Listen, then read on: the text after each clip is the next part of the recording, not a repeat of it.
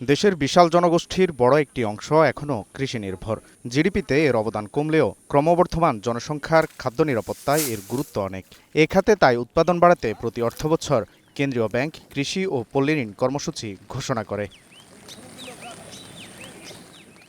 এবারও ২০২৫-২৬ অর্থবছরের জন্য এই ঋণ কর্মসূচি ঘোষণা করল কেন্দ্রীয় ব্যাংক, যেখানে চলতি অর্থবছরে এই ঋণ বিতরণের লক্ষ্যমাত্রা বছর ব্যবধানে ২.৬৩% বাড়িয়ে নির্ধারণ করা হয়েছে ৩৯,০০০ কোটি টাকা। এর মধ্যে রাষ্ট্রায়ত্ত, বাণিজ্যিক ও বিশেষায়িত ব্যাংকগুলো বিতরণ করবে ১৩,৮৮০ কোটি টাকা, আর বেসরকারি ও বিদেশি ব্যাংকগুলো ২৫,১২০ কোটি টাকা। ১৩% মতো আছে।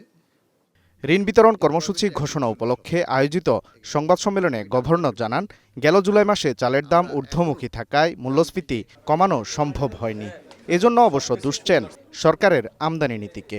সরকার ভুল করে, সেটা হচ্ছে আমদানি নীতিতে আমরা ওই বছরের শেষে যখন দাম বাড়ে তখন আমরা ছেড়ে দেই, আমদানি করতে দেই। আরে বাবা, দামটা আগের থেকে তো আমি ছেড়ে দিতে পারি। কথাটা হলো, আমি সরকার বাংলাদেশের যে দাম আছে আমদানি বিদেশ থেকে দামের উপর আমি 20% ট্যাক্স বসিয়ে দিই, যে ইচ্ছা আনবে। কৃষি ঋণের অন্যতম বৈশিষ্ট্য হল এর বিতরণ ও আদায় পরিস্থিতি অন্য খাতের তুলনায় ভালো। গেল অর্থবছরের ১১ মাসে বছর ব্যবধানে আদায় বেড়েছে ৬% বেশি।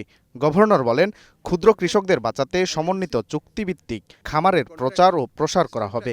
তবে কৃষি বীমা চালু করা নিয়ে তিনি আশাবাদী নন। কৃষকের কাছে যদি আমার ফিডের দাম কমাতে হয়, যদি আমার এগ্রিকালচারাল ইনপুটের দাম কমাতে হয়, আমাকে কিন্তু তাদেরকে কন্ট্রাক্ট ফার্মিং আনলে পরে আমরা তাদেরকে টেকনোলজি ট্রান্সফার করতে পারি।